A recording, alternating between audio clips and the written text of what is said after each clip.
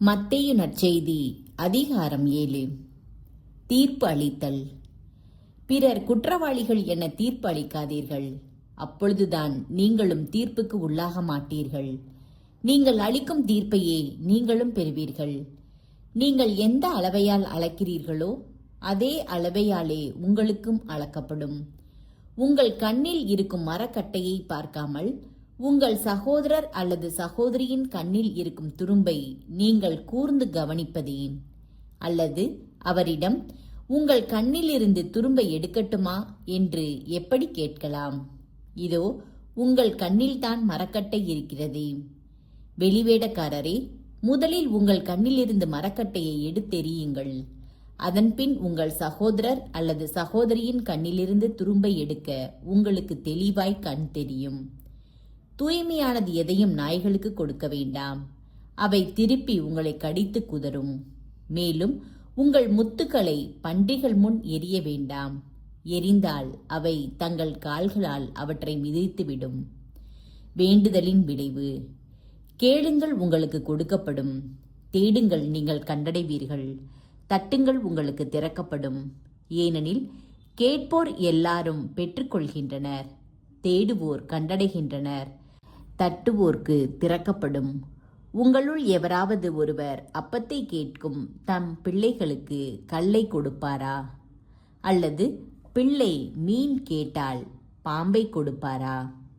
தீயோர்களாகிய நீங்களே உங்கள் பிள்ளைகளுக்கு நற்கொடைகள் அளிக்க அறிந்திருக்கிறீர்கள். அப்படியானால் விண்ணுலகில் உள்ள உங்கள் தந்தை தம்மிடம் கேட்போருக்கு இன்னும் மிகுதியாக நன்மை அளிப்பார் அல்லவா? பொன் விதி.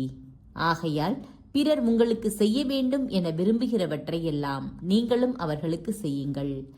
இறை வாக்குகளும் திருச்சட்டமும் கூறுவது இதுவே. இடுக்கான வாயில். இடுக்கான வாயில் வழியே நுழையுங்கள். ஏனெனில் அழிவுக்கு செல்லும் வாயில் அகன்றது, வழியும் விரிவானது, அதன் வழியே செல்வோர் பலர். வாழ்வுக்கு செல்லும் வாயில் மிகவும் இடுக்கமானது, வழியும் மிக குறுகலானது, இதை கண்டுபிடிப்போர் சிலரே. போலி இறைவாக்கினர்.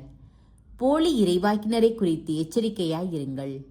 ஆட்டுத்தோலை போர்த்தி கொண்டு உங்களிடம் வருகின்றனர், ஆனால் உள்ளேயோ அவர்கள் கொள்ளையிட்டு தின்னும் ஓநாய்கள். அவர்களின் செயல்களை கொண்டே அவர்கள் யாரென்று அறிந்து கொள்வீர்கள். முட்செடிகளில் திராட்சை பழங்களையோ முட்பூண்டுகளில் அத்திப்பழங்களையோ பறிக்க முடியுமா?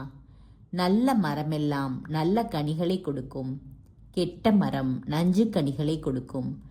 நல்ல மரம் நச்சு கனிகளை கொடுக்க இயலாது, கெட்ட மரமும் நல்ல கனிகளை கொடுக்க இயலாது. நல்ல கனி கொடாத மரங்கள் எல்லாம் வெட்டப்பட்டு நெருப்பில் எரியப்படும்.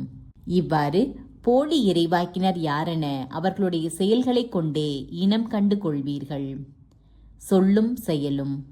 என்னை நோக்கி ஆண்டவரே ஆண்டவரே என சொல்பவரெல்லாம் விண்ணரசுக்குள் செல்வதில்லை, மாறாக விண்ணுலகில் உள்ள என் தந்தையின் திருவுளத்தின்படி செயல்படுபவரே செல்வர். அந்நாளில் பலர் என்னை நோக்கி, ஆண்டவரே ஆண்டவரே, உம் பெயரால் நாங்கள் இறைவாக்கு உரைக்கவில்லையா? உம் பெயரால் பேய்களை ஓட்டவில்லையா? உம் பெயரால் வல்ல செயல்கள் பல செய்யவில்லையா என்பர். அதற்கு நான் அவர்களிடம், உங்களை எனக்கு தெரியவே தெரியாது. நெறிகேடாக செயல்படுவோரே, என்னை விட்டு அகன்று போங்கள் என வெளிப்படையாக அறிவிப்பேன். இருவகை அடித்தளங்கள். ஆகவே நான் சொல்லும் இவ்வார்த்தைகளை கேட்டு இவற்றின்படி செயல்படுகிற எவரும் பாறை மீது தம் வீட்டை கட்டிய அறிவாளிக்கு ஒப்பாவார். மழை பெய்தது, ஆறு பெருக்கெடுத்து ஓடியது, பெரும் காற்று வீசியது. அவை அவ்வீட்டின் மேல் மோதியும் அது விழவில்லை, ஏனெனில் பாறையின் மீது அதன் அடித்தளம் இடப்பட்டிருந்தது. நான் சொல்லும் இந்த வார்த்தைகளை கேட்டு இவற்றின்படி செயல்படாத எவரும் மணல் மீது தம் வீட்டை கட்டிய அறிவிலிக்கு ஒப்பாவார். மழை பெய்தது, ஆறு பெருக்கெடுத்து ஓடியது, பெரும் காற்று வீசியது. அவை அவ்வீட்டை தாக்க அது விழுந்தது. இவ்வாறு பேரழிவு நேர்ந்தது. இயேசு இவ்வாறு உரையாற்றி முடித்தபோது அவரது போதனையை கேட்ட மக்கள் கூட்டத்தினர் வியப்பில் ஆழ்ந்தனர். ஏனெனில் அவர்கள் தம் மறைநூல் அறிஞரை போலன்றி அதிகாரத்தோடு அவர்களுக்கு அவர் கற்பித்தார்.